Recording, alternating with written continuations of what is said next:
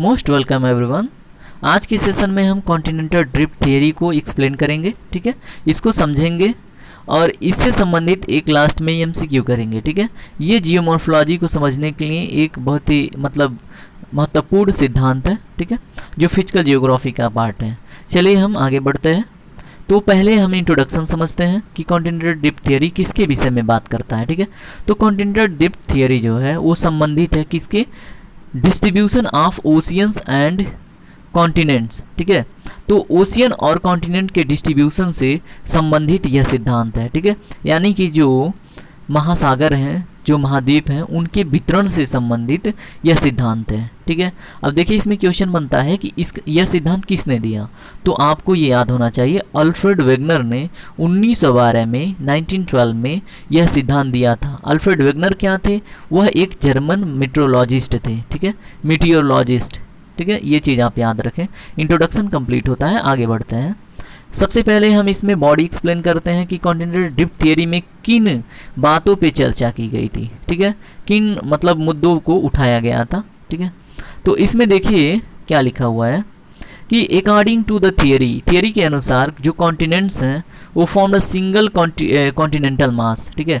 जो सभी कॉन्टिनेंट्स हमारे जो भी 7 कॉन्टिनेंट्स हैं, ठीक है, ये मान लीजिए north America, south America, Africa, Europe, Asia, है ना, और फिर आपका क्या है ऑस्ट्रेलिया और ये अंटार्कटिका। इन्हें अगर एक मतलब भेली की तरह बांध दिया जाए तो इसको इन्होंने क्या नाम दिया, पैंजिया, है ना। और जो ये ओशियंस हैं, जो बहुत बड़े बड़े ओशियंस हैं, है ना, तो इनको इन्होंने क्या नाम दिया, मेगा ओशियन को पैंथलासा, है ना। तो इन्होंने 2 भागों में बांट के स्टडी करने की कोशिश करी, किसको, पूरे पृथ्वी को, है ना। तो पैंजिया और पैंथलासा इन्होंने नाम दिया। पैंजिया किसको, जो भूभाग हैं, जो कॉन्टिनेंट्स हैं, जो महाद्वीप हैं, उनके एक कंपैक्ट रूप को, ठीक है। और पैंथलासा जो बड़े बड़े ओशियंस हैं उनको इन्होंने कंबाइंड रूप में पैंथलासा नाम दिया, ठीक है। इनके अनुसार, ठीक है, according to Alfred Wegener 200 million years ago, ठीक है, 20 लाख साल पहले या 200 मिलियन ईयर्स पहले क्या हुआ, पैंजिया का विखंडन हुआ, ठीक है। वो स्प्लिट हुआ, 2 भागों में टूटा, ठीक है। तो इन्होंने उसका नाम दे दिया, जैसे मान लीजिए ये 2 भागों में अगर टूटा तो ऊपर वाले का नाम इन्होंने लौरासिया दे दिया, ठीक है, कि ऊपर वाला भाग लौरासिया और नीचे वाला भाग गोंडवाना, ठीक है। तो गोंडवाना लैंड कहते हैं ना, गोंडवाना लैंड में, यहाँ पे झारखंड में जो गोंडवाना लैंड है वहाँ पे मिनरल रिच एरिया ऐसे बोलते हैं, ठीक है। तो इन्होंने सदर्न पार्ट को गोंडवाना और नदर्न पार्ट को लौरेसिया नाम दे दिया, ठीक है। तो इसमें देखिए इतना इंट्रोडक्शन, बस इतना ही इंट्रोडक्शन है बॉडी में, इतना पार्ट याद रखें। 200 मिलियन ईयर्स एगो ये स्प्लिट हुआ था। अपर मोस्ट पार्ट को यानी नदर्न पार्ट को या उत्तरी भाग को जो पैंजिया है उसको लौरेसिया और दक्षिणी भाग को गोंडवाना, ठीक है। तो यहाँ से क्वेश्चन बनते हैं तो याद रखें आप। इसमें थोड़ा सा समझते हैं क्या, सबसिक्वेंटली जो लौरेसिया है, गोंडवाना लैंड है, वो क्या हुआ, कंटिन्यूसली ब्रेक हुआ, ठीक है। मान लीजिए नीचे वाला गोंडवाना है, ऊपर वाला लौरेसिया, ठीक है। तो लौरेसिया को मान लीजिए इन्होंने क्या बोल दिया कि ये नॉर्थ अमेरिका में टूट गया, यूरोप में टूट गया, एशिया का कुछ पार्ट में टूट गया, है ना। और ये जो गोंडवाना लैंड है इसमें साउथ अमेरिका कॉन्टिनेंट में, अफ्रीका कॉन्टिनेंट में, फिर इंडियन सब कॉन्टिनेंट, ऑस्ट्रेलिया कॉन्टिनेंट और अंटार्कटिका कॉन्टिनेंट में क्या हुआ, ये बट गया। इसमें इन्होंने ये बातें एक्सप्लेन करा, ठीक है। जो मतलब ये जो दोनों ये क्या था हमारा लौरासिया और नीचे वाला क्या है गोंडवाना, है ना।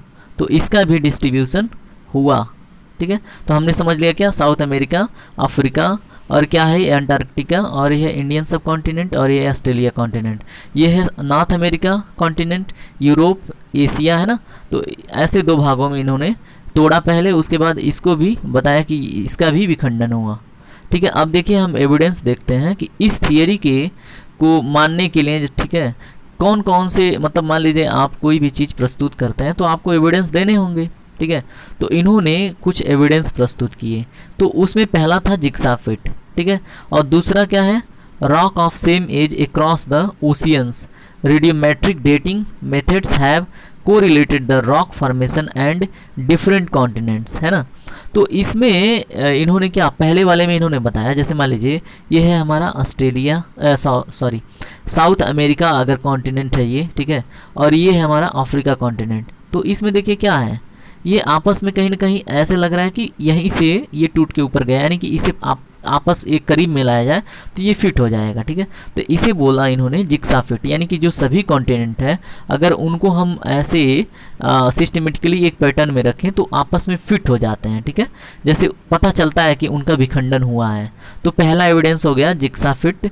दूसरा क्या था, rock of same age across the oceans, जो भी ओशियंस हैं, ठीक है, उनके मतलब अक्रॉस अगर देखें जो रॉक का एज है, ठीक है, अगर उनका रेडियोमेट्रिक डेटिंग करें, ठीक है, तो क्या निकल के आता है कि जो रॉक फॉर्मेशन जो डिफरेंट कॉन्टिनेंट्स हैं उनका कहीं ना कहीं उनमें सिमिलैरिटी है ना। कि मतलब मान लीजिए ये किसी शोर पे कोई रॉक का फॉर्मेशन है, यहाँ पे कोई रॉक का फॉर्मेशन है, इसका भी एज और इसका भी एज, जैसे मान लीजिए नॉर्थ अमेरिका में जो इस यहाँ पे माउंटेन्स हैं और फिर यहाँ यूके में जो माउंटेन्स हैं, है ना, तो इनमें कहीं ना कहीं इनके रॉक्स में थोड़ी सिमिलैरिटी मिलती है ना। तो एग्जांपल के रूप में आप ले सकते हैं, ठीक है। तो ये इन्होंने दूसरा मतलब एविडेंस दिया। अब इसमें देखिए अच्छा यहाँ पे देखिए जिक्सा फिट को इमेज के थ्रू यहाँ पे दिखाया गया, यही है जिक्सा फिट। देखिए ये सारे कॉन्टिनेंट्स को आपस में जब लाया गया है तो ये कहीं ना कहीं फिट हो जा रही हैं, आपस में एक तरह से मतलब बंध जा रही हैं, ठीक है। तो इसी को इन्होंने जिक्सा फिट नाम दिया। और फिर rock of same age across the oceans, radiometric dating methods have correlated the rock formation in different continents, है ना। तो इसको हमने एक्सप्लेन कर लिया है। अब देखते हैं तीसरा एविडेंस इन्होंने दिया टिलेट्स। टिलेट क्या होते हैं, ठीक है, उसे हम पहले समझते हैं।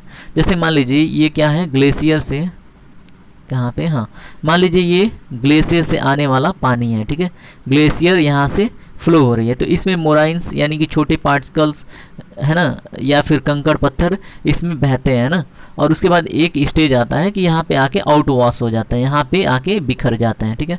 तो ये बिखरे हुए वही हैं, मोराइंस हैं या फिर टिलाइट्स हैं, ठीक है। अब देखिए डिलाइट कहाँ पे, टिलाइट कहाँ अवेलेबल होंगे, जहाँ पे ग्लेशियल रीजन होगा, है ना। अब यहाँ पे क्या है, देखिए अब इनकी अवेलेबिलिटी कहाँ पे मिलती है। देखिए यहाँ पे कुछ एग्जांपल दिया है। इनकी अवेलेबिलिटी अगर अफ्रीका में मिलती है ना, found in Africa, Falkland island, कहाँ गया, हाँ मेडागास्कर, अंटार्कटिका और ऑस्ट्रेलिया, बिसाइड्स इंडिया, ठीक है। अब देखिए अगर यहाँ पे मिलते हैं जहाँ पे ग्लेशियर की उपस्थिति नहीं है, ठीक है, अगर इंडिया में टिलाइट्स यहाँ पे सदर्न पार्ट में मिले, ठीक है, तो इससे क्या पता चलता है कि इंडिया कहीं न कभी ये जो लास्ट बाउंड्री है क्या पोलर रीजन है या फिर बोल रहे हैं कि इसके करीब में था, है ना। तो इससे कहीं ना कहीं इस बात की पुष्टि होती है अगर यहाँ पे टिलाइट्स मिलते हैं सदर्न पार्ट में इंडिया के, है ना। तो अगर मान लीजिए यहाँ पे मेडागास्कर है, अगर ये अफ्रीका कॉन्टिनेंट है, अफ्रीका कॉन्टिनेंट के यहाँ पे अगर मेडागास्कर में भी टिलाइट्स मिल रहे हैं तो इससे पता चलता है ये कभी न कभी इसके करीब में था, यानी कि सदर्न हेमिस्फेयर का जो मतलब पोलर रीजन है उसके नियर अबाउट था, तभी तो वहाँ पे ग्लेशियर के टिलाइट्स मिले हैं, अदरवाइज कहाँ से आएंगे ये टिलाइट्स, ठीक है।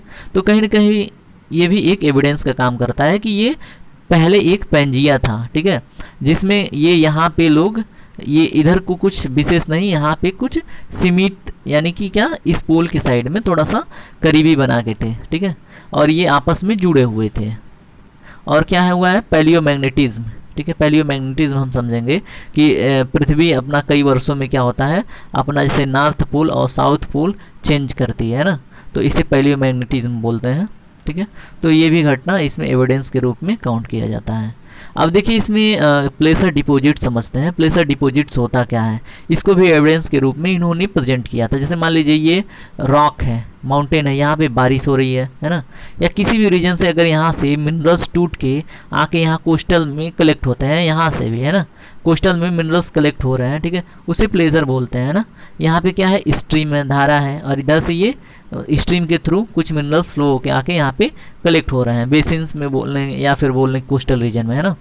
तो इसमें क्या बोला गया है कि ये जो प्लेसर डिपॉजिट्स हैं, अब इसमें अकॉर्डिंग टू अल्फ्रेड वेगनर इन्होंने कहा कि जो ब्राज़ीलियन प्लेट्यू है वो गोल्ड रिच रीजन है, ठीक है। जैसे ये मान लीजिए क्या यही, ठीक है, ये क्या है आपका साउथ अमेरिका कॉन्टिनेंट, तो ये है आपका ब्राज़ील, ठीक है। यहाँ जो ब्राज़ीलियन प्लेट्यू है वो क्या है गोल्ड मिनरल रिच रीजन है, ठीक है, गोल्ड मिनरल रिच रीजन है ना। अब देखिए अब क्या होता है, जो यहाँ पे अफ्रीका कॉन्टिनेंट है ना, अफ्रीका कॉन्टिनेंट का ये जो घाना वाला कंट्री है, ठीक है, इसके कोस्ट में, ठीक है, इसके कोस्टल रीजन में गोल्ड पार्टिकल्स मिलते हैं, गोल्ड पार्टिकल्स मिलते हैं, ठीक है। अब गोल्ड पार्टिकल्स क्यों मिलेंगे वहाँ पे? वहाँ पे तो कोई माइंस है ही नहीं, मतलब इस प्रकार की कोई एबिलिटी है ही नहीं, कोई प्लेटिव है ही नहीं, गोल्ड रिच रीजन है ही नहीं। तो उसके कोस्टल रीजन में या फिर तटीय भाग में, ठीक है, अगर सोने के टुकड़े मिल रहे हैं, गोल्ड पार्टिकल्स मिल रहे हैं, तो क्यों? तो इसका मतलब यही है कि ये कभी न कभी आपस में जुड़ा हुआ था, तभी तो ऐसे मतलब क्या हुआ है, इस प्रकार से कोस्टल रीजन में जाके उसका क्या हुआ है, कलेक्शन हुआ है ना। चलिए नेक्स्ट समझते हैं कि डिस्ट्रीब्यूशन ऑफ फॉजिल्स, ठीक है, डिस्ट्रीब्यूशन ऑफ फॉजिल्स भी एक एविडेंस के रूप में काम करता है। डिस्ट्रीब्यूशन ऑफ फॉजिल्स का क्या मतलब है? जैसे मान लीजिए ये हमारा नॉर्थ अमेरिका है, साउथ अमेरिका है, यूरोप है, ये है हमारा अफ्रीका है, हम सिर्फ ऐसे ही रफली बना रहे हैं, इंडियन सब कॉन्टिनेंट है, ये ऑस्ट्रेलिया है और ये है अंटार्कटिका। अब मान लीजिए यहाँ पे जो भी जीव है इसका फॉजिल यहाँ पे भी मिलता है और यहाँ पे भी मिलता है, और ये भी मान लीजिए कि अगर यहाँ पे जिस जीव का फॉजिल मिलता है यहाँ पे भी मिलता है, यहाँ पे भी मिलता है, तो इससे क्या पता चलता है? कहीं न कहीं ये आपस में जुड़े हुए थे, नहीं तो यहाँ पे अटलांटिक ओशियन है, यहाँ पे हिंद महासागर है ना, यहाँ पे क्या है, सदर्न अटलांटिक ओशियन है। अब इतना बड़ा बड़ा अटलांटिक ओशियन क्रॉस करके ये जीव तो यहाँ पे जाएंगे नहीं, जा तो पाएंगे नहीं, है ना। तो कहीं न कहीं आपस में जुड़ा हुआ था कभी, तभी तो, ठीक है, ऐसा पॉसिबल हो पाया।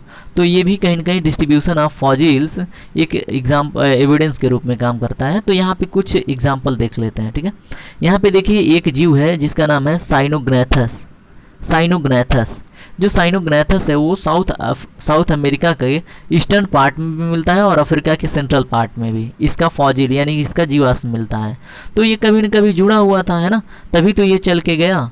अब यहाँ पे एक एग्जांपल और है, जो फ्रेश वाटर का रेप्टाइल जिसका नाम है मीजोसॉरस, ठीक है। मीजोसॉरस अगर साउथ अमेरिका के दक्षिणतम भाग में, है ना, सदर्न मोस्ट पार्ट में, और फिर अफ्रीका कॉन्टिनेंट के सदर्न मोस्ट पार्ट में भी मिलता है, तो ये कभी न कभी जुड़े थे, है ना, तभी तो ये यहाँ से बिछड़ करके यहाँ पे गया, नहीं तो ये अटलांटिक ओशियन को क्रॉस कर पाना तो फिर बहुत बड़ी बात हो जाती है ना। अब ये देखिए एक ग्रास है, ठीक है, जिसका नाम है ग्लासोपेटेरिस नाम का जो ग्रास है, ये कहाँ पे मिलता है? साउथ अमेरिका में भी मिलता है, अफ्रीका में भी मिलता है, इंडिया में भी मिलता है, अंटार्कटिका में भी मिलता है, ऑस्ट्रेलिया में भी मिलता है, और भी कहाँ पे? सदर्न पार्ट में। अंटार्कटिका तो मतलब इसका तो बात ही मत कीजिए। तो यहाँ पे अगर सभी जगहों पे मिल रहा है सदर्न पार्ट में, तो इसका मतलब कभी न कभी ये आपस में जुड़े हुए थे, है ना।